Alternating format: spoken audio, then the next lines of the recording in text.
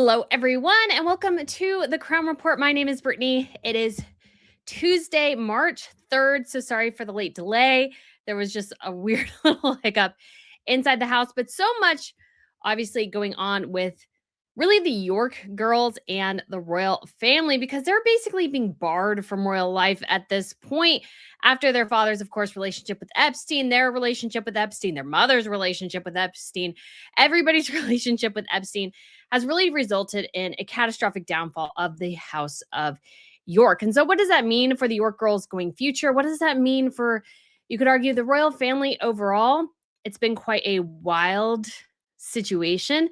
And then we also have a little bit of an interesting, you could say, thought experiment here, which is obviously with the fall of the Ayatollah in Iran. It looks increasingly likely that the crown prince of Iran, obviously there is no throne, that he may actually return to Iran. He's already talking about it, what that might mean for the future. And will we have a monarchy back in Iran? I don't know. But guys, we are going to go ahead and get into all this. It's going to be, let's say, maybe a little less to cover today, just because I have been working on, I shared it with the members, just working on stuff related to like tax season all weekend. So I've been kind of almost outside the royal bubble a bit. And so that has been in some ways kind of nice because there's a lot going on and sometimes it's not also, let's say, glamorous. But we do have this update in regard to Princess Beatrice and Princess Eugenie and their new world outside, basically the royal box. They're no longer allowed in the royal box. They will no longer be, apparently, they have been banned from Ascot. Actually, now that I'm thinking about it, that should have been what I went with for the title of this video. But they're basically being barred from any sort of public, you could say, association with the royal family. It's actually like a little bit insane when you think about it. And I have mixed feelings here about this topic. And I feel for the girls, and yet I don't at the same time. So let's go into the article on the Telegraph about them being banned from Ascot, which is, I would argue, probably maybe one of their more favorite events. So it says Princesses Beatrice and Eugenie will not join the Royal Ascot carriage procession this year amid the continuing fallout of their father's association with Jeffrey Epstein. It has been claimed. So I think it's good to say it has been claimed because we won't really know until we know. We won't really know until we see them maybe appear at Ascot. I'd be curious about Easter because usually they do the Easter service in Windsor with the rest of the royals.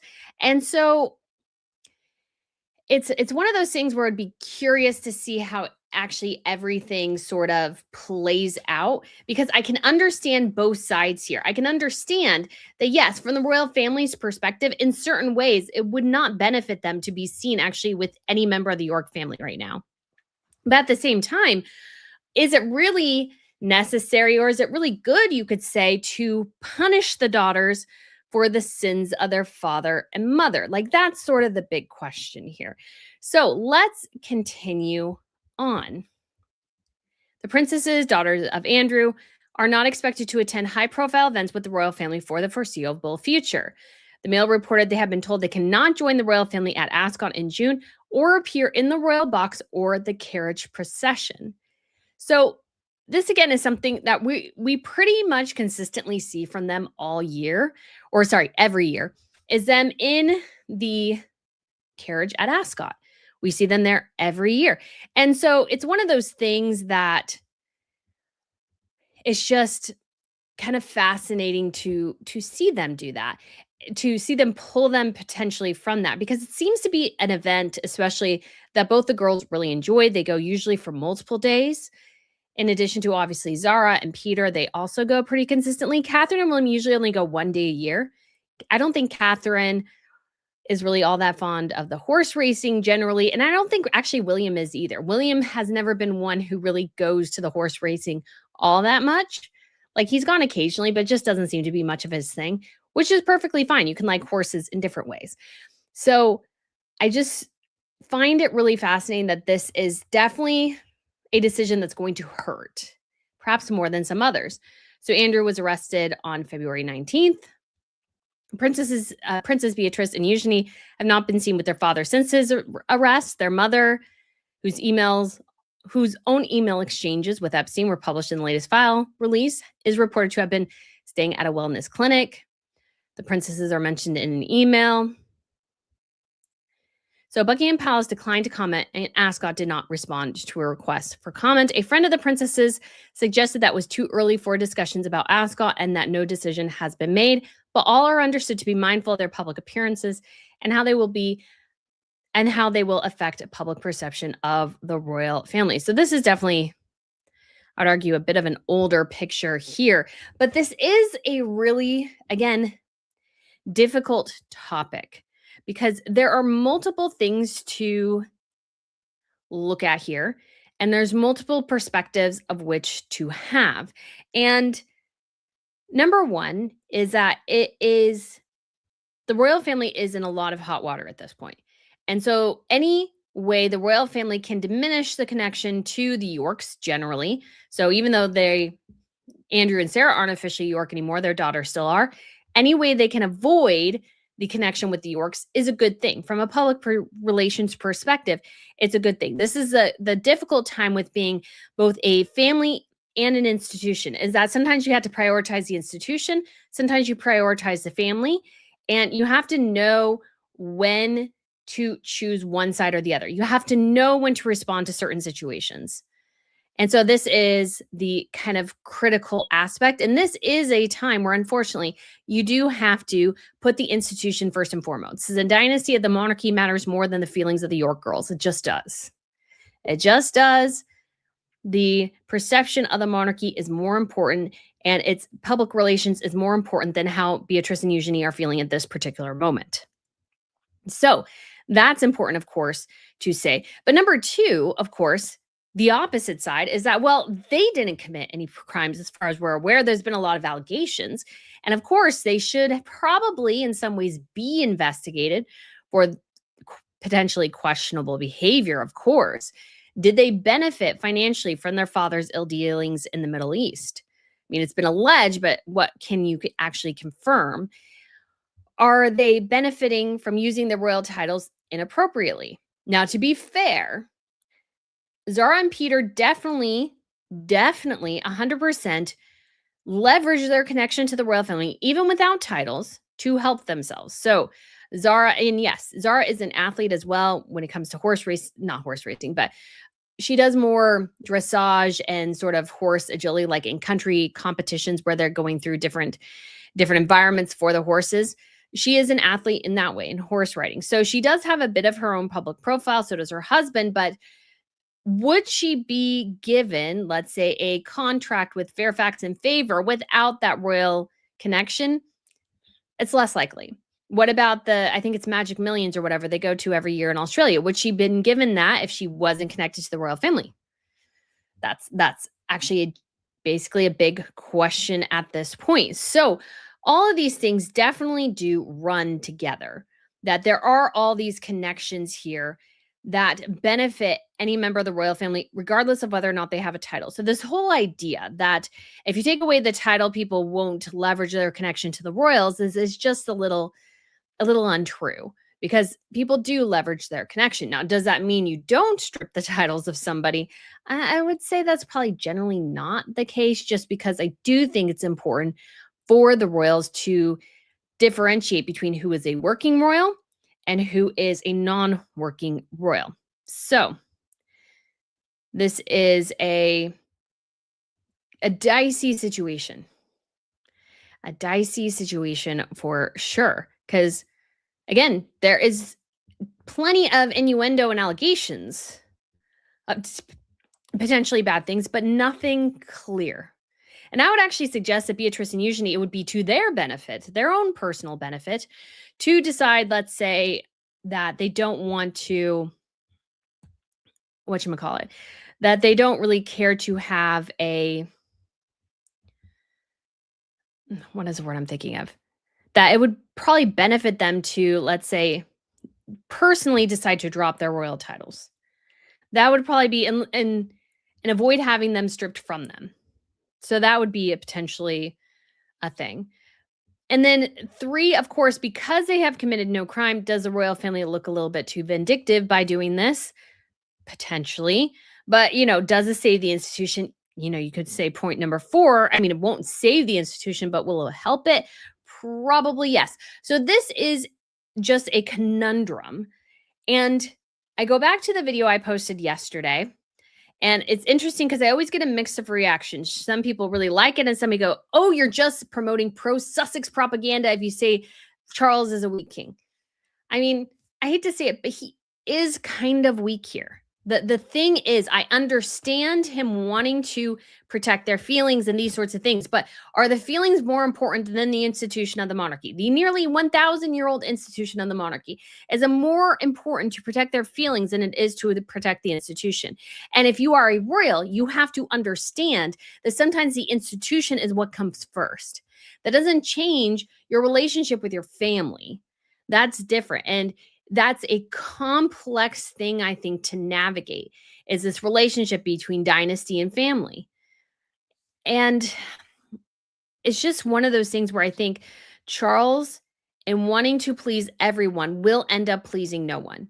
He is trying to walk this careful balance of trying to make everybody happy, but, kind of distance himself from Andrew, yet not distance himself from the York girls, and trying to do everything all at once.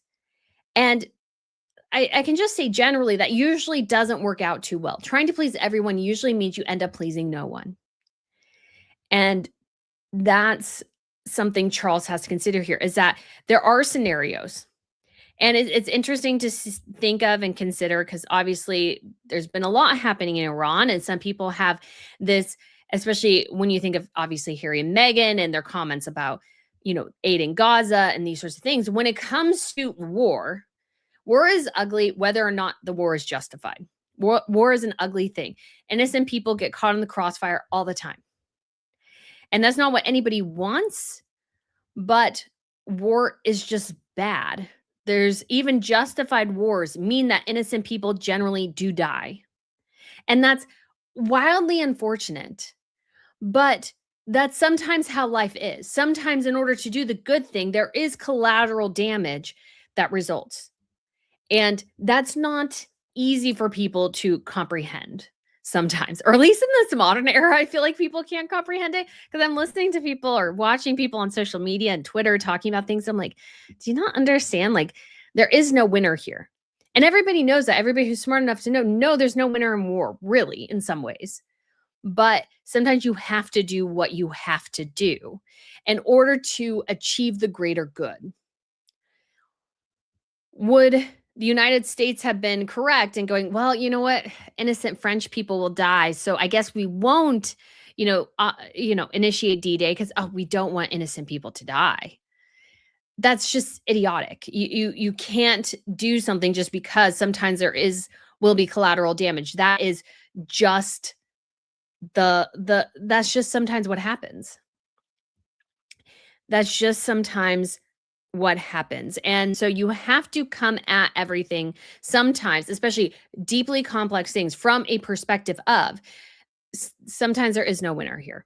There is no winner. There is no loser. Like, or you could say everybody's a loser.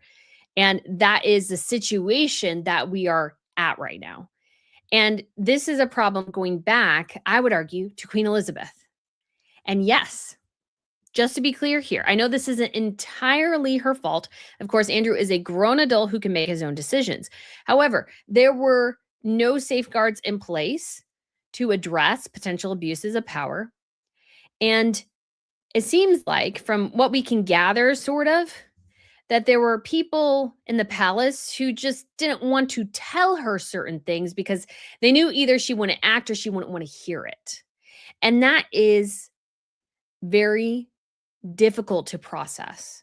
That is very, it's hard to know that things could have been done, but nobody wanted to rock the boat, and nobody wanted to kind of go into this thing and go, no, she might be mad. And it's the fault of the queen too, for not going, yeah, I need to know what my son is doing. I need to know what my son is doing. And if he's doing something he should not be doing, I need to know so I can address it. This is what good managers do. It only got to the point where it was sort of forced upon them through that Newsnight interview that she finally did act. And she did act, but it wasn't enough. And the thing is, we've had 7 years now at this point of constant stories and these sorts of things and all this craziness. And it's just gotten worse. And the perspective of, oh, it'll just get better. Let's just let it go. It will resolve itself. It'll go out of the news cycle. Now, there, to be fair, there is a reality in the world for sure that if you let a certain time period pass, stuff does tend to just cycle out of the news. Actually, kind of the dumb thing Harry and Meghan do sometimes is regurgitate old negative news cycles when they were dying. It's like all of a sudden, I can't think of an example off of the top of my head, but all like something has died down, and all of a sudden Harry and Meghan reignite the controversy again. It's like, why did you do that? It was dying down. Nobody cared. And then you kind of went and like did it again. So it would be like, for example, right now, if Meghan went ahead and posted like a video about their time in Jordan. We have all the controversy there. Maybe it's sort of running out of the news cycle, but then she re-inflames discussions over her and Harry, I would argue, inappropriately going to Jordan and acting as if they're royal. So all of that moves together. But Charles has to, I think, make the decisive decisions here. And yes, I understand. He can't fully make these decisions, but he is the leader of the monarchy, and he has to come up with a plan to address this. And if he doesn't do it, somebody else will, and it'll be much more unpleasant than if he does it. That's the thing. If you kind of let something ride and you're kind of wishy-washy and nobody knows quite where you stand in some ways, and in this case, the prime minister can just go, well, Charles isn't doing anything. I'm getting pressure. I need to distract from my own failings. So I'm going to take it out on the monarchy. Could 100% happen. And maybe is happening right now. Scandals within the Labor Party or whatever party Starmer is attached to. Oh, no, royals. Let's pick on the royals. That's like an easy target for a lot of people in my party, the media, these sorts of things. And when it comes to being a leader, good leaders make difficult decisions. And they don't always, it's important to not always make decisions based on emotions. Sometimes you have to take the emotions out of the equation and do something that's the best for everyone in the long run. And it's important to understand that. And Charles, I think, needs to do an interview. He needs to share what he knows about Andrew and be a bit transparent about the feelings of the monarchy, because then you're owning it rather than seeming to run away from it. How often do we in the media, or sorry, in the public sphere, I should say, like, think about it. How many times does a celebrity or a public figure genuinely apologize for like a mistake? And people are like, okay. And they go on and everything's hunky-dory. Or they're able to like build themselves back. It's the people who entrench and don't acknowledge failure that tend to fail. Because acknowledging failure is part of life. We all understand people fail. We all understand there's things that don't go the way people want them to go. I mean, interestingly enough, I've been watching I watched the Tyra Banks, of course, on the America's Next Top Model reality TV show. And then I've been watching the actual show for a little bit because it is a rather entertaining show, even, 2 decades past when it premiered. But one of the things about Tyra is that obviously she's very much fallen out of public favor. And I think the criticism against her show in some ways are unfair. Yes, if you are a model, people will criticize you if you are 5 pounds overweight. I'm not a model because I'm not, well, number one, I'm not 5'9", but number two, like, I'm overweight. Like, I understand to be a model, you generally need to be skinny and you generally need to have a certain bone structure that photographs well. Mine just doesn't. So I just wouldn't make a good model. And there's nothing wrong with that. And I don't think there's anything wrong with telling girls, hey, you look this way or that way. Like, sometimes it got a little harsh, but I think in the real world, it would have been much harsher in the modeling industry. But I think actually what holds her back is not acknowledging that she didn't do certain things right. That's what holds her back and holds her back from actually kind of reframing her narrative and image in a positive way.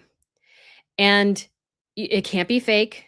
It has to be sincere. But Charles, he has to figure this out and actually come to the public and share the failings of the monarchy here. And most importantly, this can't just be about a failure. This has to be, oh, an after action report. That's what they're called. I was trying to think of them the other day, but it's an after action briefing. And I've been a part of organizations where they have this. Like they get everybody together and like, okay, so this is what happened. How is the after act like how are we going to prevent this from happening in the future? Let's have like a struggle session about it. Let's acknowledge all these failings and these sorts of things and everything. And so as we get this all together, then how do we kind of proceed forwards? That is the general thing that people do and organizations do. And Charles needs to do that. And he needs to not, again, this has to be such a tightrope of PR. There's a quote from Beep, and maybe I'll put it in a video if I kind of think of it. So it has to be the tightrope walking, say nothing BS, but acknowledging things like, I can't remember the quite right quote, but it was basically tightrope walking of saying something but not saying something and seeing your way through it. That is how Charles needs to navigate this. He needs to have, I think, a crisis PR team. I think he needs to have a action plan publicly, because I think part of the problem, and I've been critical about this quite a bit, is that I don't how has the monarchy changed? How has the monarchy changed to prevent another Andrew? It's a question they haven't answered because they haven't even acknowledged there was a problem, really. Charles is like, well, we'll just let the investigation take its course. We'll just let the investigation take its course. That's great. But what about your side of it? Because we also, as a reminder, have the Meghan Markle bullying allegations. She allegedly severely bullied staff members. And there was no way to respond to her, no way to punish her, no way. Like they haven't even acknowledged publicly what happened. They just said, oh, we did an investigation, kept it quiet. And why did they keep it quiet? Well, they were protecting the institution and those who were bullied, but they were also protecting the institution and their failures to manage one of their principles.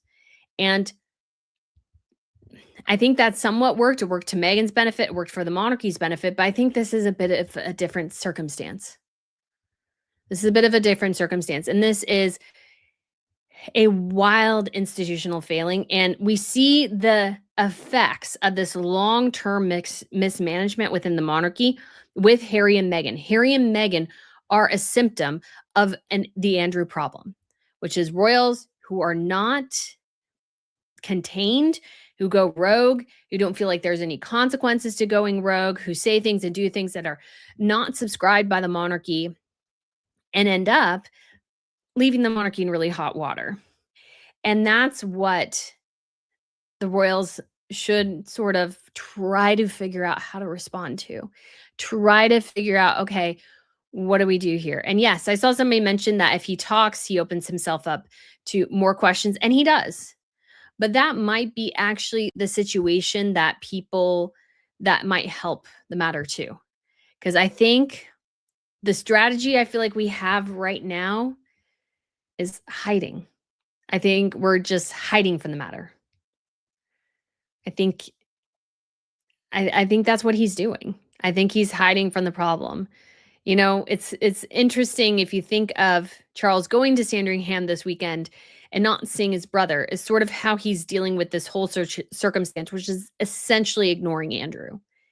And I understand how that works, but at the same time, he actually needs to take the hit here. Because yes, this isn't fully a Charles created problem, but when you are the leader, regardless of the circumstances, it becomes your problem. That is the reality here for Charles.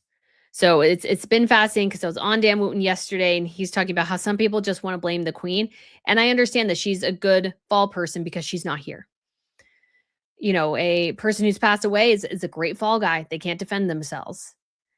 And so he's kind of taking that route a little bit. At least that's, potentially true with some of the courtiers. And some of the courtiers are probably trying to help shield their own butts from their own horrible failures.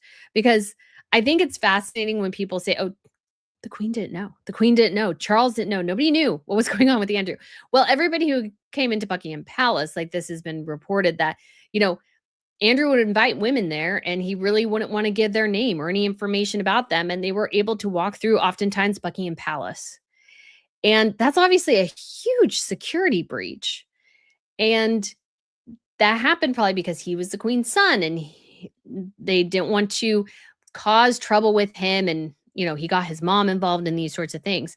So there is 100%, I'm sure, a long list of people who were brought in for Andrew who hardly gave him any information, could have been a security risk, and all these sorts of things.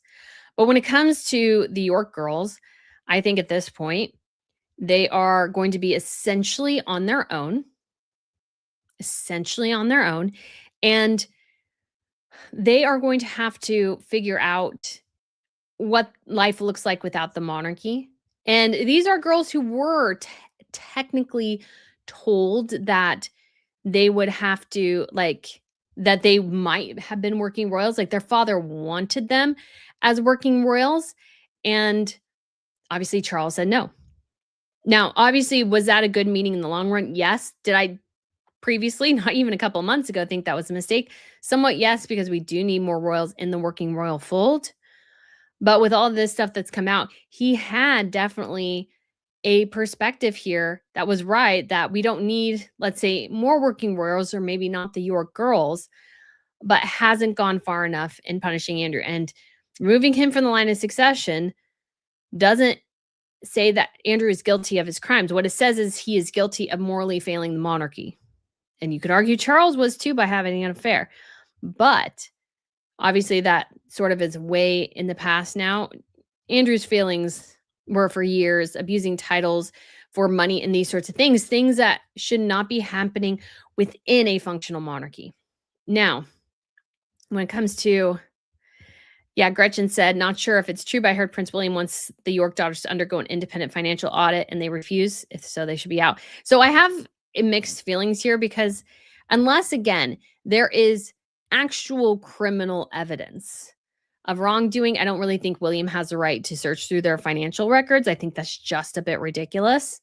I feel like it's really, really invasive because they don't have a working royal role. They just have a title that's a bit different. So I don't think because they have titles that, oh my gosh, we should go through for their financials. Because again, Peter has abused his position to the crown. He got some sort of commercial in China because of the queen. He sold pictures of his wedding to Hello Magazine and didn't tell anybody in the royal family. And so there have been a lot of, royals who kind of skirt the system and utilize their positions within the family to get some financial dividends. So the York girls are not alone in that scenario. And unless you have actual evidence, not just supposition, not just theories of actual wrongdoing in terms of finances, I don't think anybody has the right to demand that people go through their financial records just for kicks and giggles, because you can find anything and twist it into something negative. Obviously, they have their husband's financials as well. And so I just think that gets a little bit complicated and a little bit too invasive. But if you feel like they are guilty, then potentially you can prevent them from having a good relationship within or like a public relationship within the monarchy.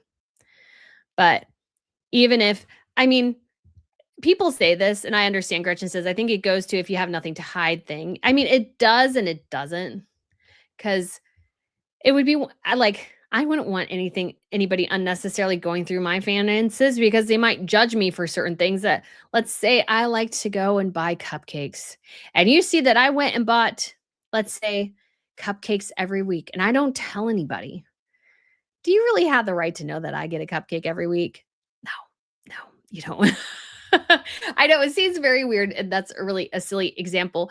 But like, if you went and bought an expensive purse and didn't tell your husband, like, telling your husband is different. But William could go, "Well, why are you buying this purse? This is so expensive." It's just ridiculous, even if they have quote unquote nothing to hide. It's like a person in a who knows they're innocent, and they've been brought before the police station, and they call their lawyer, and they're like, they have their lawyer there, and they don't answer any questions, not because they're guilty, but because, hey, I have the right to privacy and to not have my life invaded, especially on false pretenses. So I think that's a critical aspect. And again, they are not working royals. This would be different if they were working royals, because there's a difference. People, yes, they have royal titles, but they are not working royals. If you are not a working royal and you are not getting, let's say, money from the state, I don't think anybody really has, you could say, the right to be searching through your finances, because you're not getting money from the government. You just have a royal title, and you go to certain events for kicks and giggles. And because you can. And you're a member of the family. They go to Christmas. Why? Because they're a member of the family. They go to Easter. Why? They're a member of the family. They go to Ascot. Why? They're a member of the family. So do Peter and Zara. And so, yes, it's just one of those things where I think people, again, if they are searching for wrongdoing, I think people can obsess and find anything that's wrongdoing, even when it's not. So if there is something found that is, let's say, criminal or highly egregious, maybe, but they are private citizens and they are allowed to essentially do what they want. But their father, again, is a different story, because he was getting money from the government. That's a big difference between what their father did and what maybe potentially what they have done. There's a, again, difference. Working royal, non-working royal. Let's see. He was a working royal. They were never working royals. So yes, his finances should be investigated. Potentially there's not. Now, if there's something in his that connects to them and it's criminal, sure. But if it's unethical, he did the really unethical thing. They did too, but he was getting money from the state and they weren't. So, yeah. Again, I feel like that's really weirdly complicated, but this is a situation that needs to be carefully managed, and to not overly, because again, there's a witch hunt out there. There are people with pitchforks wanting to poke the York girls and skewer them. I, I'm not really a fan of that practice. There's actually a video that's popped up of some guy following Princess Eugenie through the streets and kind of, badgering her about her dad. I hate that kind of stuff. I think it's gutter journalism. I'll be 100%. I think it's gutter. There are times when it's appropriate to, let's say, ask a question. I don't think it's appropriate. Somebody's literally talking on the phone, walking to the street, minding their own business, and you're there just to badger them. I just find that to be like, that's the aspects of journalism that I hate. And so if you see a picture of her or you see her in the street, sure, take a picture and share it. But you don't have the right, because like, what do you think she's going to say? You want her to break down, you want her to cry or something. But, you know, that's, it's just, I'm just not a fan of that practice. Just gonna be totally honest, guys. Not a fan. Doesn't work for me. So I do feel sorry for Beatrice and Eugenie, because I think some of this, yes, it's unfair, but so is life. Life is unfair. You don't get everything you want. Sometimes life goes sour. Sometimes, a baby gets cancer. Sometimes you get cancer. Sometimes, you need to get your wisdom teeth out, which actually probably going to happen to me in the next couple of months, at least my uppers. Sometimes you get in a car accident. Sometimes a plane accident. Sometimes people die. It's one of those things where life isn't fair. And Charles, to navigate this, is not going to make everybody happy, and he has to be okay with that. Nothing he is going to do in this scenario is going to be palatable to everyone. Now, what's an interesting sort of, let's say, side discussion as well, now I'm thinking about it, is Charles and William's relationship here, because William has been much more hardline on removing the York girls, removing Andrew, and he's been on this case for a year. And I think the difference between how father and son want to address this is quite clear. And I think William has the right idea. William had the right idea, and Charles should have listened to his son. And he decided not to, and is kind of reaping the really negative dividends of that. Because I think what did happen, because I feel like we've seen sort of a divide growing between father and son, is that I think they become very close around COVID and, of course, Queen Elizabeth dying and her death.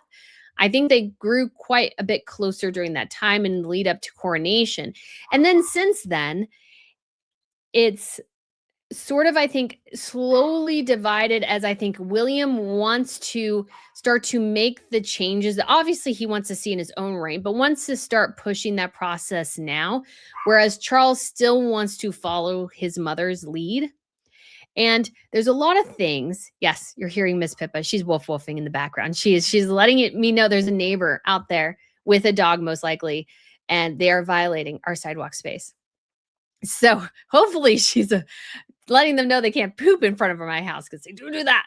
But when it comes to William and Charles, I think William wants his father to start making the necessary changes, because I think that the changes to the monarchy that I'm sort of envisioning for the future are probably going to be necessary.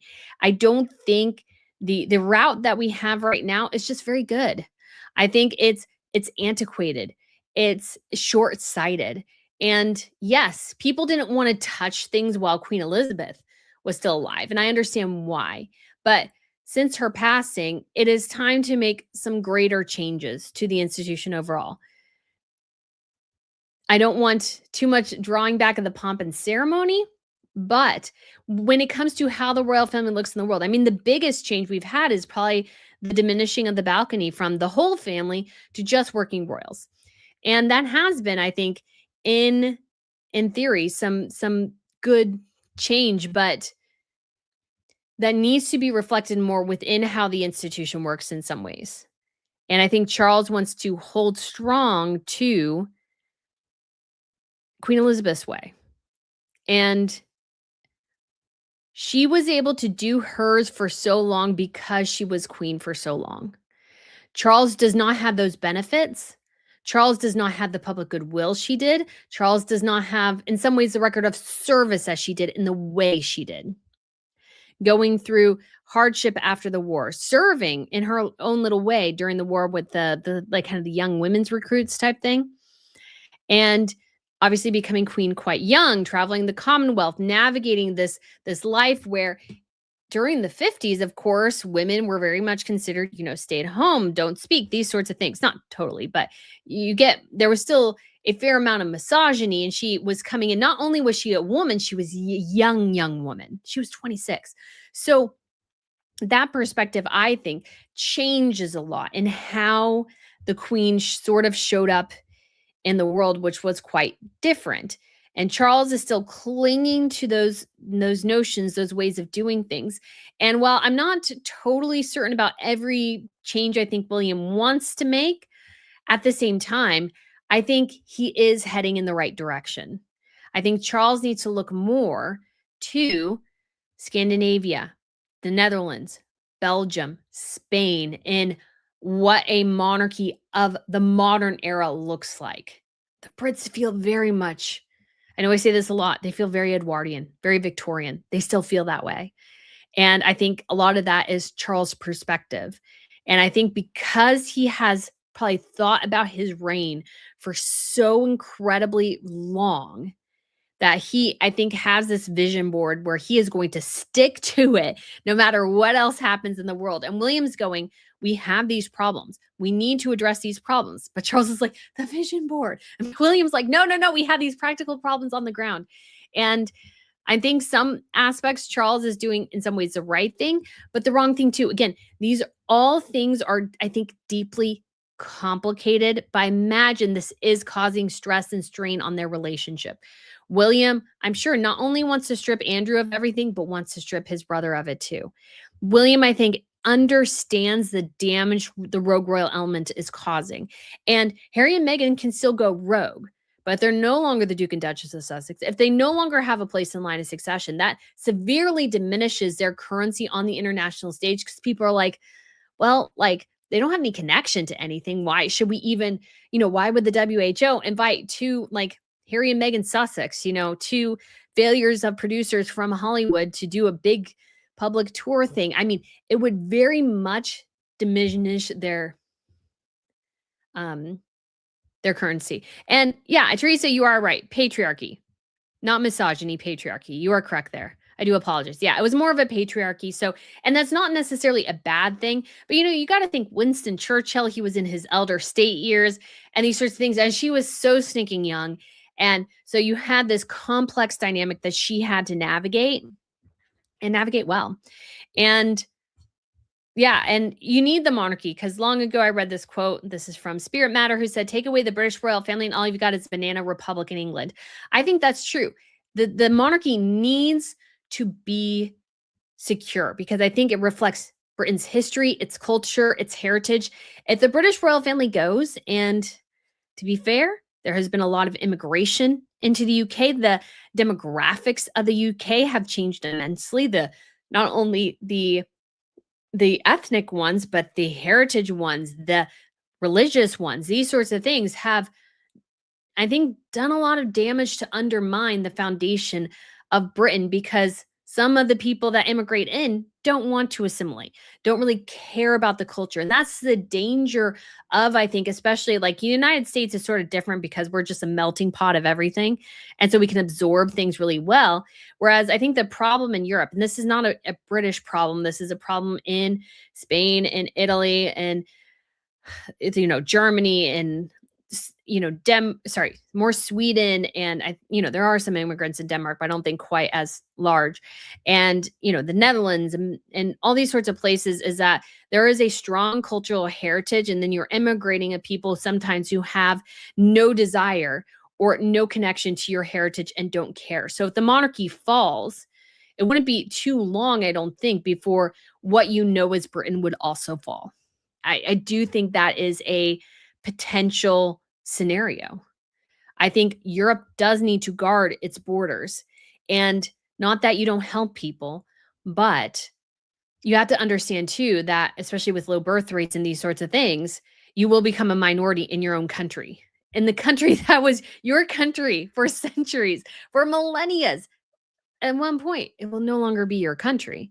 And so you have to, I think, understand that reality, which is a tough one. There are so many facets of this, and not everybody wants to hear some of those aspects. So I appreciate you all listening to my hopefully eloquent and maybe not so much examination of these complex things. These are complex.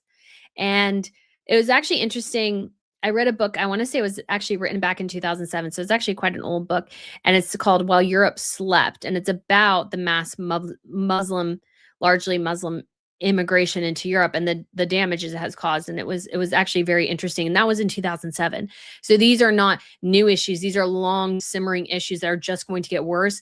And I think, and sometimes the culture of the country is really held together by the monarchy, by its connection to the past, the history, the heritage, and these sorts of things. And it's been sort of interesting, you could say, because obviously you had the Moors coming up through Spain back in 1100s, 1200s, and famously, or maybe it was less than that, because Ferdinand and Isabel were the ones who got the last of the Moors out, and that was in the 1400s. But when it comes to, because they got all the way up to Tours in France, and then they were pushed back, and that was in like the 1200s or something. Anyways, thinking off the top of my head. So all that to say that it's been interesting, because especially you have like both the Western and the Eastern side up through Spain, up through Central and Eastern Europe, that, the Muslim potential invasion didn't work that time, but it seems to be working a little bit more this time. So not saying there is any good answer to any of these questions, because obviously terrible things are happening around the world all the time, but it's one of those things where there's just no good answer. There's something in history which I think people don't, because people want this like good answer. Sometimes there are no good answers. But I think part of the reality is to recognize the problem and then respond accordingly rather than either hoping something gets better or hoping a perspective changes or these sorts of things. So that is the thought there about the York girls and Andrew. And I'm still just hoping for a little bit of hopefully a better outcome here, but we shall see. But we did have some super chats and some gifted memberships come in. We have Carol who gifted one Royal News Network membership, and so did Lizzie and Jared. So thank you so much, you three. I'm sure a lot of people in the chat are really appreciating that. And we also have Carol who gave a super chat saying, "This is self-inflicted. This is why Charles needs to gut the houses of York, Sussex, and York. This will at least get the monarchy on better footing. Charles instead is being reactive and he needs to be proactive." Yes. I've said that a lot. There's a difference between being reactive and proactive. So proactive doesn't mean you're like aggressively knocking down doors going, "I need to change this." But again, it's about actually knowing there's a problem, knowing the full context. So it's like, in my perspective, this is how I see it. As a PR person, if I had a celebrity who I knew had an affair, I was working with a celebrity, knew they had an affair or they had told me that, I'd be like, okay, I need to know all the details. We're not going to go public with this, but we need to lay some groundwork here. Are you wanting to save your relationship and marriage? If you are, okay, great. Let's put you and your spouse out there more together. If you don't want to save it, hey, let's slowly start work on dividing assets. And then once we divide these assets, then we can move on to point A's and B's and C's and these sorts of things. And so when the story does break, you have a statement ready to go. You are prepared for the onslaught. You have prepared your client for the onslaught, and you were able to navigate this and control the narrative rather than letting the media control the narrative. Because I feel like what we have right now is the media controlling the narrative and the government controlling the narrative around the royals because Charles isn't doing much. And so other people come in and they fill that vacuum for you. What you need to be the one moving the vacuum rather than letting the vacuum move itself. So interesting, speaking of vacuums, interesting story about Miss Pippa real quick here. So Miss Pippa, if you don't know, is my little dog. She is 10 years old, or going to be this year. And the first time I introduced a vacuum to her, I let her sniff it and then I like turned it on right in front of her and she literally pooped and peed herself and ran under the couch. I was very dumb in doing that. But so now anytime the vacuum comes on, she needs to attack the vacuum. So she's little 10 pounds. She's like this big and she's like attacking the vacuum. But you need to be so you need to be the one directing the vacuum and turning it off when your dog tries to attack it rather than being the rabid attacking dog. You don't want to be that either in this whole scenario.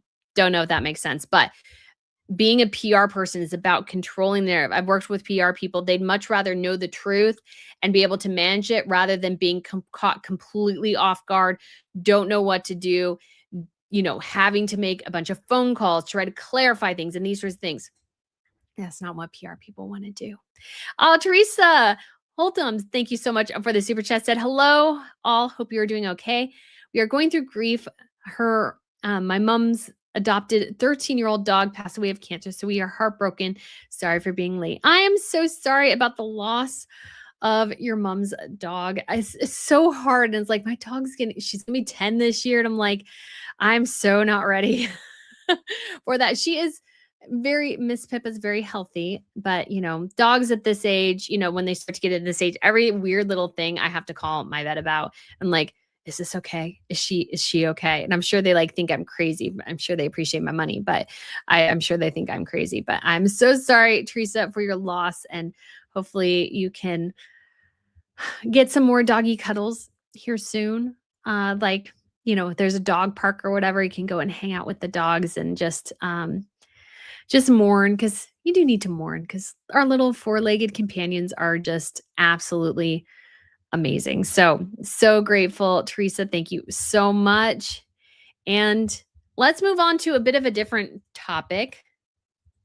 And this is the Shah potentially returning to Iran. Now, obviously, this situation in the Middle East is deeply complex. It's deeply complex. And like I said earlier, there are no good answers when it comes to war and conflict. And you can agree or disagree, but war is a tragedy either way, whether or not it's justified or unjustified. It's all tragic. And there are no good answers. There are no good answers in the world. And I think part of sometimes understanding the world is sort of understanding that, sometimes there's just not good answers here. And people want something and it's just not really going to happen the way you want it to. And that's just difficult. But the big question has become sort of, is the crown prince of Iran potentially coming back? And so, oh darn, I'm on the wrong computer. So I've been having mic issues sometimes. So now I'm leaving a computer up here and working with a computer downstairs. And I purchased my a picture of the Shah and his wife, and it's on my downstairs computer, not my upstairs computer. So hopefully, let's see real quick here if I can re-download the image, just because it is one of the cool ones. Because this is the image I wanted, because I wanted the crown and the tiara and everything. So will the Shah come back? My guess is going to be probably not. But he could come back as some sort of political leader. So this would be the crown prince right here. This is his father, the Shah of Iran, who died in 1980. He was ousted in 1979. And this was his wife. Now, what's really interesting about Iran overall is that the crown jewels of the family are actually kept as currency insurance. So the currency of Iran is dictated and actually backed up by the crown jewels. That's how expensive they are. They are widely expensive, very, very old. And so, obviously, like I said, the interesting question becomes, is Iran going to return to a monarchy? And I find this to be a very fascinating question because it's so like it's something that would be so cool. It'd be so cool to see a monarchy like reinstituted. It would be kind of awesome just from a history perspective. But I understand how during the reign of the Shah kind of became how we got the Ayatollah. So, and there's certain, let's say, countries and groups and these sorts of things in world history, the Russians, I think of it as an example as well, where they just really don't know how to function in a democracy. That's just not something that really is part of their culture and heritage and these sorts of things. And so they would just have a hard time operating in it. So it'll be interesting to see because obviously the Shah was sort of a dictator or authoritarian. The Ayatollah and his team was an authoritarian. And so it's like I don't know if what because sometimes we want the Western mindset to be put on the Middle Eastern or the African mindset or the Asian mindset or these sorts of things. Like that's very broad, but the American mindset on the Iranian mindset, they don't have, they're not even in the same ballpark. They're very different. And so what works in one country will not necessarily work in another. And the United States especially has had a long history of attempting to make democracies in the Middle East that have not worked at all. So I don't have, let's say, strong hopes of a, let's say, strong democracy, but he is looking to potentially return. And there are definitely some dissenters from the Ayatollah regime who are very interested in having a Shah return to Iran. And so the crown prince here is Crown Prince. Where is his name here? Pahlavi is his last name, but his first name is Reza Pahlavi. And so he has definitely had a public presence. So he hasn't been necessarily quiet. He's definitely had a public presence. And so he is sort of there and he wants to go. So he says either before the regime falls or after the regime falls, he wants to be back in Iran. Now, the Iranian monarchy generally is considered quite ancient. So if you think of Iran, it is ancient Persia. So the Persians and Iranians are the same people, same group of people. So you have the same historical situation in Iran for many centuries and millennia. And so The current dynasty, though, the Pahlavi, only came to power in 1925 when Reza Khan, a former soldier in the army, overthrew the previous dynasty. So I'm reading this off of Times of Israel because I thought it had a pretty good synopsis, but I'll leave you with the picture because the picture is much funner to look at. So the Khan adopted the name Pahlavi and attempted to bring Iran closer to Western social and economic norms, but he was an authoritarian. But he did ban the hijab and ultimately was forced into exile by the British following the Anglo-Soviet invasion of Iran in 1941. So his son Mohammed attempted to continue his father's reforms, but was also authoritarian. And then he was presiding over the government, Muhammad was, when the Islamic Revolution swept the country in 1979. So his US based son is 65, is being considered as a credible and visible opposition figure to be able to lead the country if the Islamic Republic collapses. Pahlavi, who has not been to Iran since 1979. And so, in some ways, he is not, let's say, on the pulse of his country very well, but he could definitely learn and probably be wrapped up in it quite quickly. He did thank Donald Trump for the strikes and made it clear that he was only really interested in transitional roles. But a lot of people say that, and then they want the real roles. So it's like it's only part of the picture there. Just saying that. So he says that many Iranians, often despite facing bullets, have called on me to lead this transition. I am in awe of their courage, and I have answered their call. On our path forward will be transparent, a new constitution drafted and ratified by referendum, followed by free elections under international oversight. When Iranians vote, the transitional government dissolves. So Pahlavi did actually visit Israel in 2023 and said that all Iranian opposition figures agreed on key principles, including a separation of religion and state following the Islamic Republic. Said the opposition groups also backed the territorial integrity of Iran, which has large minority communities, and agreed on individual liberties and equality for citizens. So there are definitely some pro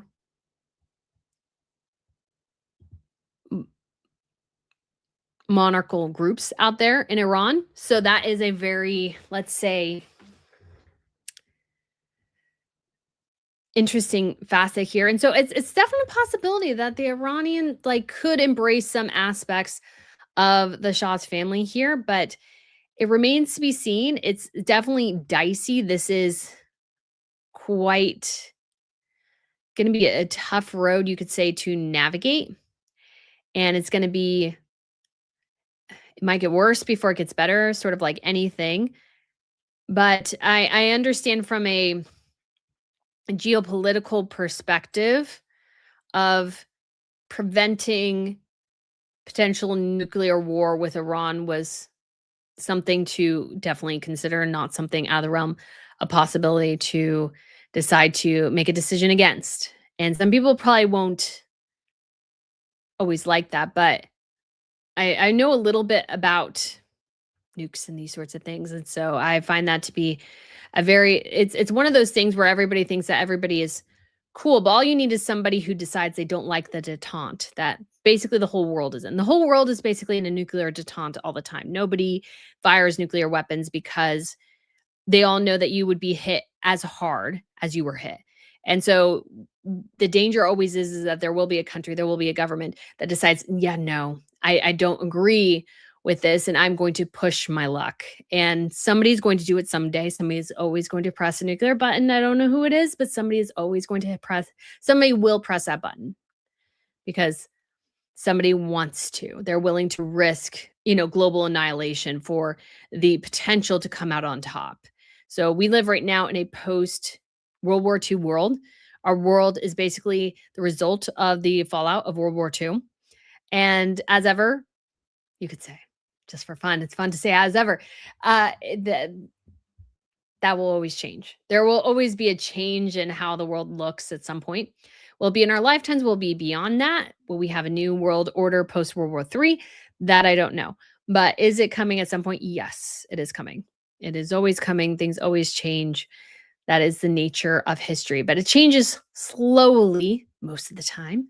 But it is always interesting, though, to live in a moment of history when governments rise and fall. And Iran is definitely a fascinating, especially connection to history, given how old the country is. And obviously, in modern terms, it's quite young. But in terms of Persia being Persia is 2 centuries old at the very least.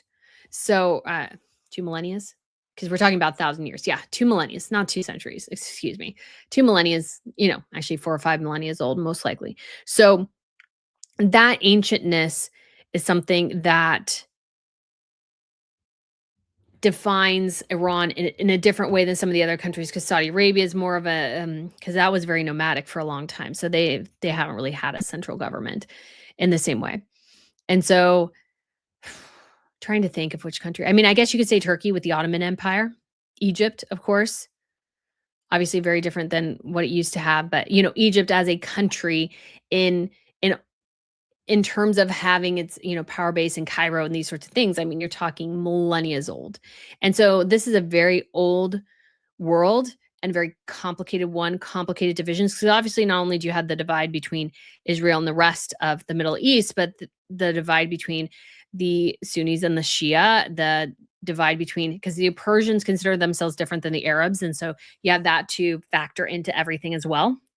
And the reason, obviously, there's a lot of tension in the region generally is that the Arabs don't like the Persians don't like the Arabs, and nobody likes Israel. So this powder keg of awfulness in that corner of the world. Oh my gosh. It's chaos. So we will see how this plays out. Hopefully it'll be a relatively peaceful transition of power, and maybe we will get something amazing. God can work in mysterious ways in our international stage in the ways we can't fathom, but hopefully we will maybe see a wonderful change in the region. I want to hold your I would not get super excited about that because that's distinctly a rare possibility, not because they don't want it, but because this region of the world has always been just filled with conflict. And so it's just unlikely that it'll never be fully peaceful. That's just not a possibility at all. So, anyways, guys, that is all we have for the Crown Report today. I do apologize for not having more, but again, like I said, my head was buried in taxes this weekend. So, I was totally in different brain world. So, I'm slowly getting back into royal land a bit. And sometimes it's just nice to take a break and not think about some things like Harry and Meghan. I don't think I posted it all on X yesterday, which is quite weird for me. But we do have Christina here who gifted 1 Royal News Network membership. I thank you so much, Christina. And we have Apple Taco 2812. I actually kind of like the idea of an apple taco. That sounds kind of amazing. And like it had like a pico de gallo with like an apple in it or something. Like they put pineapple in it. Maybe they put apple. That would be awesome. I like apples and I like tacos. So that sounds amazing. But Joanne says, when Megan was in Jordan, I hope she supplied the missiles that they wouldn't have any detour. Sorry, that was inappropriate. Maybe a little bit, but it is sort of interesting that they got out like right before the conflict. And it was, let's say, not good, but it did bump Harry and Meghan out of the news a little bit, except for those who obviously talk about these topics. Len Gideon says, I just remember the hostage crisis when the US allowed the Shah in for medical treatment. Regime change can be quite nerve wracking. Yes. And you end up with a lot of instability. There will be a lot of instability in the country for a while in the region. But I mean, the benefit is, now I don't want to get, let's say, I know some people won't think of this as a benefit, but to be frank, Iran is a very weak military power. Very, very weak. Has a lot of civilians. It obviously does have missiles and drones it can launch, but they're not very sophisticated. And so this is like the death throes. Like it's like spritzing as, they're dying already. And, the blood is just spurting out of the aorta. Like they just don't have much.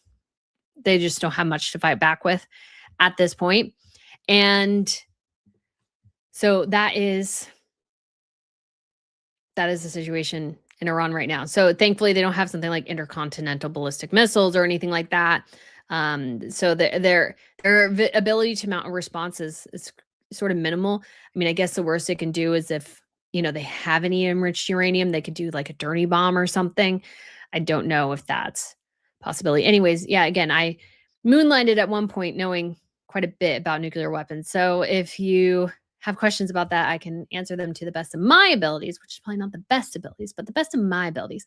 Michelle said, Riza Pavli liked a comment of mine on Twitter. Even my son was impressed. Ha ha ha. That would be awesome. That's awesome. Mary said it would be great to have an Iran open to tourists again. Yes, I would love to see the crown jewels. I would love to see that. I would even be willing to like go, I will go.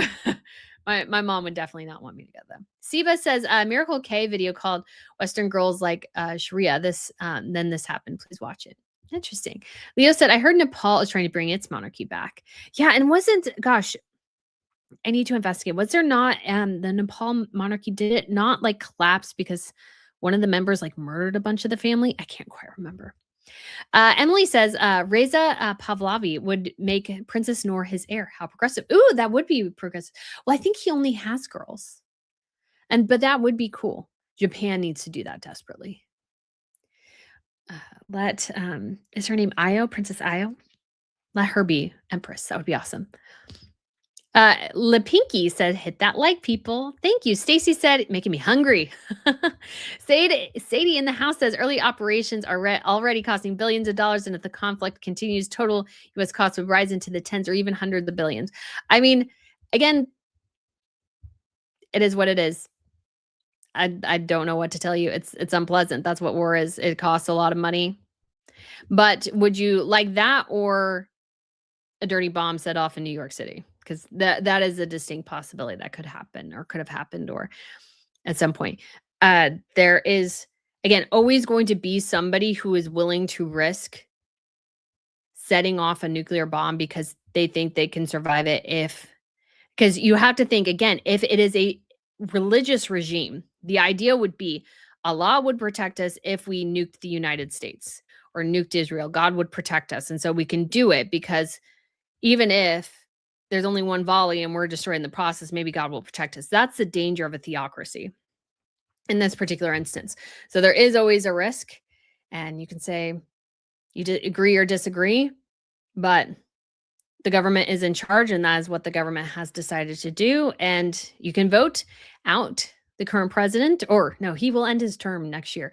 So, or sorry, in 2028. So you can either wait out the regime, make voting changes, and voting changes might change things or it might not. Unfortunately, the reality is there are people above us in power and we can't do everything to solve that. So that is. Teresa says, I think it's so sad the world has war. It is, but there will always be war. Oh, just be gracious. We are not in a World War II scenario right now. Spirit Matter says, I remember the hostage crisis too. I don't remember that. I was too young, but it's a crazy thing to think about because that's quite wild. Jack Quiet says, W is M enough. Stacy says prayers for 6 American families. Yes. Becky says 1979. KK O'Grady says the Crown Prince of Iran literally lives 3 miles from me in Potomac, Maryland. Small world. Oh, congratulations. Congratulations. That's sort of kind of cool. Zayda in the house says Iran's strategy is not to outgun the U.S. It's to make conflict expensive and complicated. No, it is to outgun the U.S. and Israel. That's 100% its goals. There's a perspective in certain aspects, I would think, of Western civilization, which treats other international players as if everybody is in the UN Council, like the mock UN in school. And like we can all have these nice little diplomatic discussions. No. Sometimes you need to bomb the crap out of people. It's just to terrorize them a little bit. That might sound harsh, but who is it that said you walk around and carry a big stick? You need to know that your threat is worth something because people do want to kill you. So you have to make it. This again is sort of the harsh reality of the world. You have to make people fear you. It's kind of true. It's kind of true. Unfortunately, if you are in a position of power of a government, if another government doesn't fear you, that is a nice thing, but I tend to be a pragmatist in certain matters. And so that's just it's just sad, but that's just sometimes how it is. Ginger says the Shah's net of kin and crown prince should take over. The Shah was great for Persia. Teresa says the people of Iran are begging for regime change. They have nothing left. They are happy about the bombing of IRGC places. Yes, because I mean the amount of like public executions and these sorts of things that Iran was like horrific, and not that that was a reason. Obviously, there's a lot of horrific things that happen all the time, but nuclear weapons is definitely a good reason to like if you are worried about somebody because they would have used it. I think 100% if Iran had a working nuclear weapon, they would have used it. Not to mention the fact you had to understand as well, given the geopolitics of the region, every other country in the Middle East would now want nukes. Saudi Arabia would want them, UAE, Bahrain, Turkey. I don't think Turkey has nukes. But every one of them would have wanted it because, again, you had the Arab Persia conflict. And so Persia being Iran, all the Arab countries, they don't like each other historically. This is a long time thing. And then you have the Shia versus Sunni. So Iran is Shia.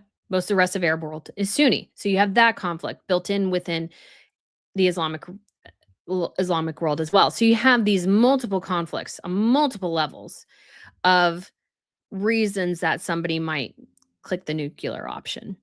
And so all of them would have wanted it. I mean, you have a rigmarole even between, if you don't know, between Pakistan, India, and China, because Pakistan and India hate each other. They're not totally a fan of China, but China plays the two countries off each other, and both of them have nukes. Why? Because the other one got nukes, so they wanted nukes. The world is relatively stable if everybody agrees we have nuclear weapons, but we don't use them. The point is to never use a nuclear weapon, but somebody's going to press a button at some point. So best to minimize some of the worst actors, if at all possible. North Korea, thankfully, like it has a nuclear weapon, but I don't think it has a decent missile system. Because of course, it's not only the nuke, but it's actually the missile system. So if you don't know, ICBMs, intercontinental ballistic missiles, you can shoot them off between various continents and these sorts of things. If somebody developed hypersonic, that would be actually it would cause imbalance in the world structure because then you have somebody who can shoot off a hypersonic missile, which cannot be intercepted by an intercontinental ballistic missile because it's faster. So again, anyways, know too much about this topic. So hopefully maybe that helps. I don't know. Leo Jackson says, do you think the House of York is cursed? No, I just think it does have a House of members, like bad House members. And I hope Louis becomes Duke of York and maybe he can amend it. Or maybe it would be fun to have Charlotte as the Duchess of York in her own right. That would be cool. Emily says he has a son and 2 daughters. Oh, he does have a son. Okay. Leo said it's like Princess Aiko in Japan. Yeah, except for she is an only child. So Carol says it was the crown prince who murdered his whole family. FYI, he was the one who showed Ariana around. Okay, that's right. Joe Ang says, stop saying these sorts of things. Never say thing again. This is great advice. Sometimes you have to say it for YouTube reasons, but Bobby says Nepal did have a monarchy, but yes, one of the heirs was a killer, so it was dissolved. I'm not sure what type of government is under now. Some type of democracy. Don't know how good it is. Yes, Lizzie said Princess Aiko. CT Hiker says bring back the Shah. Lynn Gideon said the robes are fierce. They are. Teresa said, which crown prince murdered his whole family? Reza and his mother weren't murdered. Nepal. Nepal had a monarchy. Stacey says, look like someone in the chat is criticizing Brittany again, which is totally fine. You can disagree with me. But yeah, just wanting to be sort of clear in kind of what the world actually looks like. Because people, again, have this very kind of cookie cutter, like very kind of, I would say, are you happy view of the world? If you view the world in some ways as a place where everybody is out for each other, at least in terms of world governments, the West has very much an altruistic approach, but in certain corners of the world, you view that government as at every single point in time as if it's your enemy and that they're always scheming to undermine you. That's how you have to look at them. If you don't, they will just destroy you at some point if they can. People don't destroy the US because it's too big. We also have some really nice geological features that prevent us from like invasion and these sorts of things, unless the Canadians get really aggressive one day. Mexico might be a little bit more of a risk. But we have some really nice geological features. We only have really two countries that border our country, which makes us very unique in global politics in a lot of ways.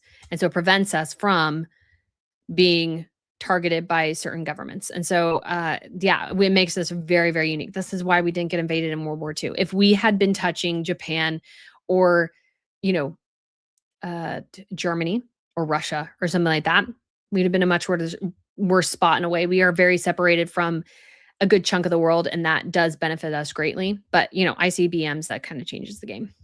So again, somebody's always going to press a button. Just depends on when and where. Seabass says, what's scary here is that people above the president calling the shots. I do not know. World Gone Mad says, Brittany, do a special on Queen Nazili of Egypt and her jewelry and fashion. Also a special on the drama surrounding the UAE monarchy and the many wives and legitimate kids. That is funny. I always think, oh no, it's not the UAE, it's Qatar. Qatar is interesting because obviously the former emir of Qatar really prefers his second wife. She got to do everything. Her son is now the emir. And so I always find that, having multiple wives, multiple kids, and you can do obviously they have a preferential inheriting system. So it's not, what is it called? Oh, not birth order monarchy, but whatever the other monarchy is. Anyways, this one's preference, which is actually quite different. Lizzie B says, Shaz, I wrote to P. Dina a while ago and told her you were going to write to her. Did you write down the address? Sage says, I didn't say I disagreed, just saying what it's costing. Yeah. It costs money. A lot of things cost money. I would argue billions of dollars on other things as well, unfortunately. Princess Goose says, I vaguely remember the hostage crisis. I remember the end of it more. Steven says, UN is a joke. Iran is a chair of the Human Rights Committee. Oh, that's bad. That is so bad. Jill C says, what's such a big deal when the hostages were released? But I was 9, but everyone was watching the situation at the time. Yeah, I remember when Princess Diana died. That was just so big. Carol said, the Lady Jane Andrews, Sarah Dresser is on BritBox March 18th. I am excited about that. Princess Goose said, Teddy Roosevelt said, speak softly and carry a big stick. Yep, you kind of gotta.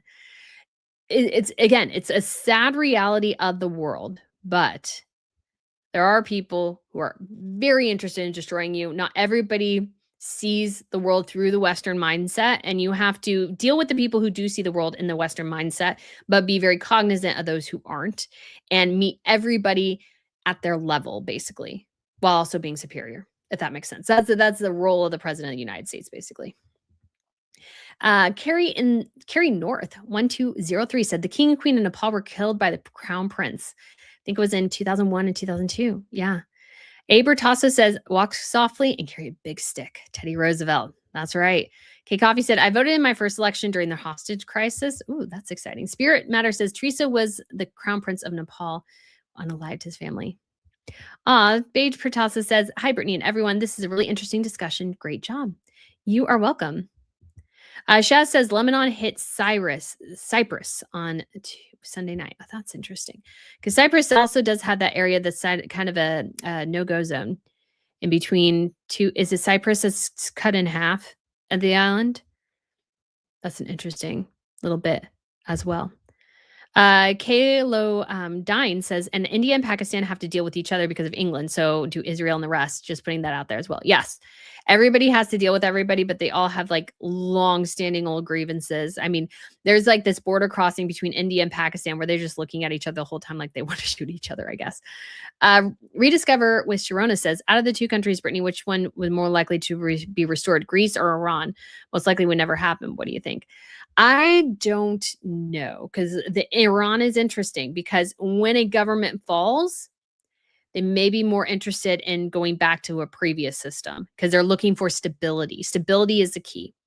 But when it comes to Greece, they're relatively stable. They've had some economic trouble, so I can't fathom why they would really need their monarchy or want their monarchy back. Whereas Iran, with the fall of leadership, of direction, would maybe crave that return and semblance of the historical heritage, the monarchy, these sorts of things, because they have a proud history. And so I'm sure that would be something of interest to them.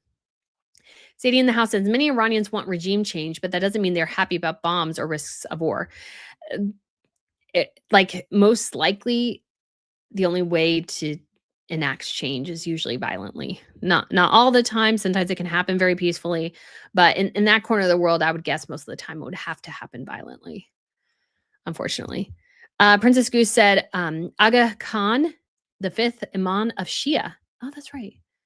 That's interesting too. Lady Natasha says, Anastasia, excuse me, says most people don't realize or know that the IRGC has done to its own people and the world. Example, 444 days. I recall clearly Jimmy Carter was at a loss in regime or afraid of Reagan for good reason. Yes, sometimes when you're afraid of somebody, it makes people act differently. Like if you know that somebody is going to back up their threat with force. That's actually very important in geopolitics, is know that your threat actually has an element of force behind it. Because if it doesn't, people are going to be like, they don't care. August Blue says, maybe William wanted the York girls to be working royals, but wanted to make sure they were clean before making them working royals. Now, in that instance, I would approve of going through the finances, because you are then saying, okay, so you are going to be a working royal. So what I need to do is I need to make sure that there is no skeletons in the closet. In that scenario, I would say, yes, William does have the right to go through their finances. If they're private citizens, I'm sorry, but unless there's a criminal element or unless there's just a severe case of whatever, I just think it's a little inappropriate for William to be digging through his cousin's finances. Siba says, India and Pakistan have been fighting over Kashmir since Pakistan became a country. Yeah. Len Gideon says, as long as Brittany avoids saying these ones, I will be happy. It is hard sometimes to talk live, guys. just saying. Oh my gosh. At least when I'm editing videos, I can edit out. I say, a lot. So that's something now you're going to hear all the time in my videos is, I try to edit them out. Spirit, it's something like when I'm thinking, I go, Spirit Matter says, maybe Harry and Meghan will be the new product summer run. Oh man. Oh gosh. That's funny. Stephen Magnus says, our BBC was so stupid, it quoted Cyprus and says, Cyprus. Brittany, do you want a proofreading job? I would not be good at proofreading. I will be 100% correct. But like spacing, I'm good at. But misspellings are harder, especially when they're capitalized. Then they're really, really tough. But yeah, if they are, I think I would realize if Cyprus was spelled wrong. But it also depends on if you are just reading quickly, because I miss things when I'm just reading quickly, or if you're reading for proofreading reasons. When you're really studying the words, then things pop out more, to be totally honest. Emily says, Mexico is on the verge of collapse with the recent cartel wars. How long before it moves north? Yeah, that was also interesting. Have people been able to leave Puerto Verde? I actually haven't heard that. When the Middle East blew up, then I think that kind of got pushed out of the news. Leo says, if Russia lost patches of land and became its own country, once a monarchy, where will the royals come from? There are pretenders to the Russian thrones that are extended members of the family. So there is somebody.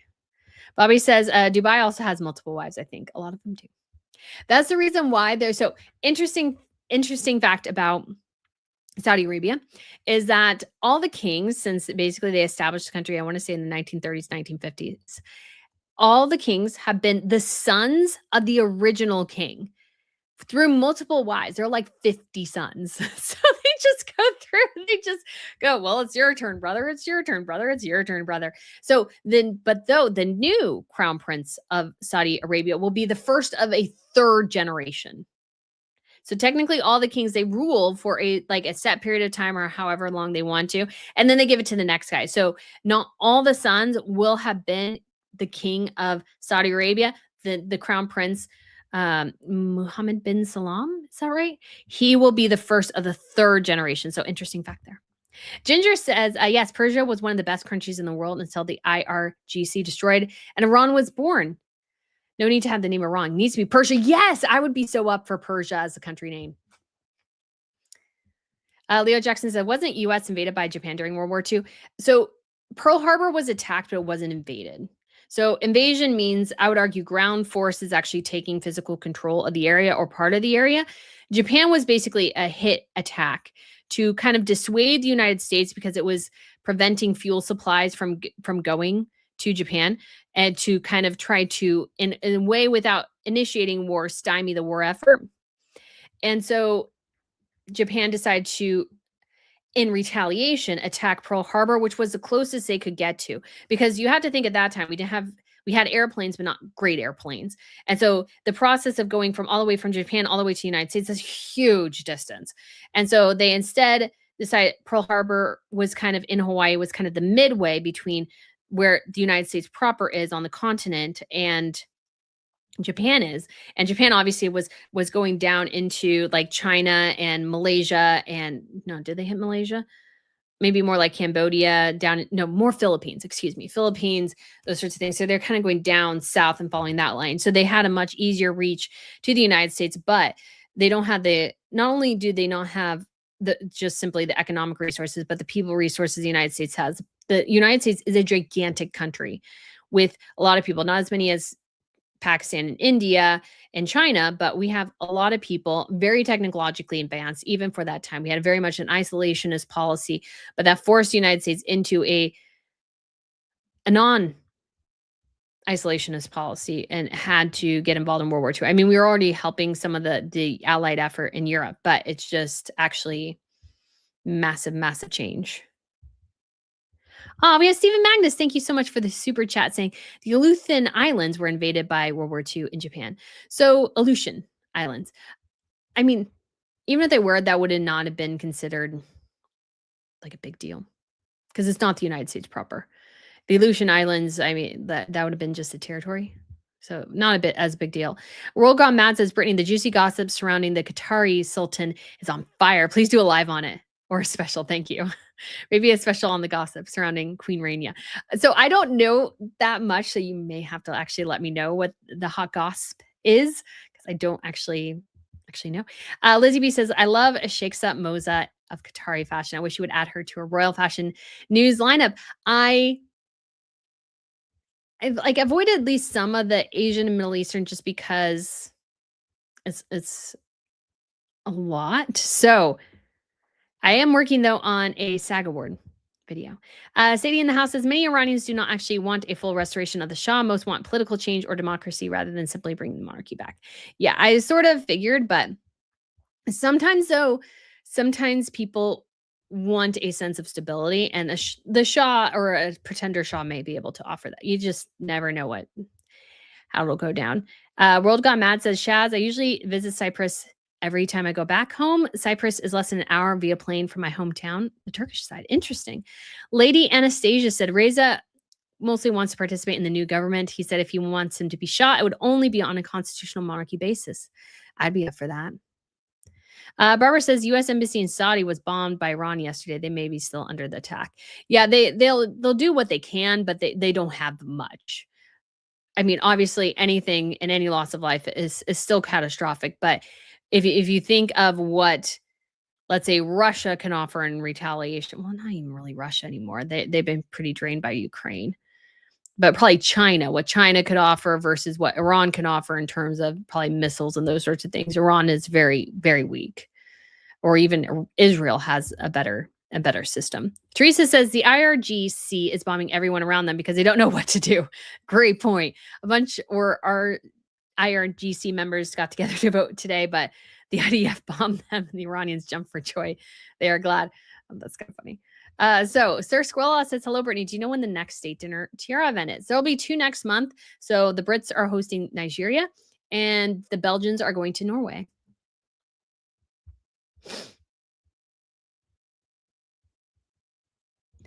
So Susan says, you are assuming the York sisters are being punished for their sins of their father and mother. It's possible King and William know more than has been shared with the public. I mean, honestly, yes, but also kind of sort of no, because I think what we're seeing more is a reaction of we don't really want to be seen with you because of your dad. Then Gideon said, I went through Toastmasters and we all have to crunch our words. Syrupus was the location on the BBC News map. That is bad. Instead of Cyprus. Sadie in the house says, it might be wise for Beatrice and usually need to voluntarily renounce their titles in order to help and protect the integrity of the monarchy. I think so. Leo Jackson said, King Solomon the first in the Bible had 700 wives, I think. Yes, and he was not supposed to do that. Lord was not pleased with that. That was his, let's say, hedonism gone a little mad. You can be a great person and also obviously sin. And that was definitely not something, because those women ended up influencing him to do different things and things that were against the Jewish faith. Len Gideon says, I'm not sure it's just cultural, but no way I'm going to be one of however many wives. Yeah, that sounds awful. I mean, but like they get a lot of money. So Bobby says, I forgot this one. One of the Sheikh's ex-wives is Princess Rajwa of Jordan, sister of the current king with whom he has 2 children. He's not allowed to contact her or the children. Yes, they did get a divorce, quite contentious one. So that's quite interesting.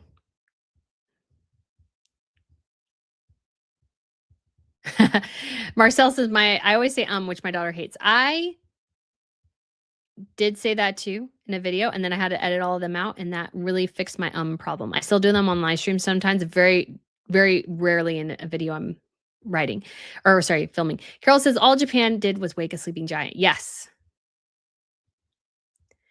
Absolutely. Ooh, Sir Squirrel says, ooh, can't wait. Hope for some more surprise tiaras. Me too, for sure. Leo said, I studied Japanese history and I noticed it was bloody history, but cool.